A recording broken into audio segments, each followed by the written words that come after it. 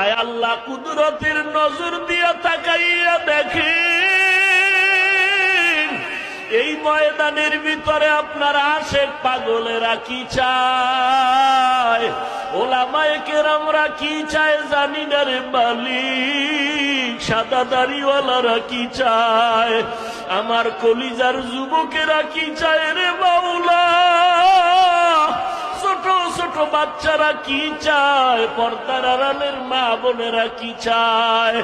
ও আল্লাহ, আমরা জাহান্নামের আসামি হয়ে গেছি।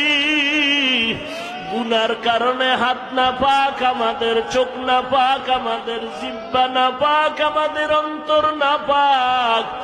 জাহান্নামের আগুন সইতে পারবো না রে আল্লাহ, কবরে মাটির চাপ সইতে পারবো না।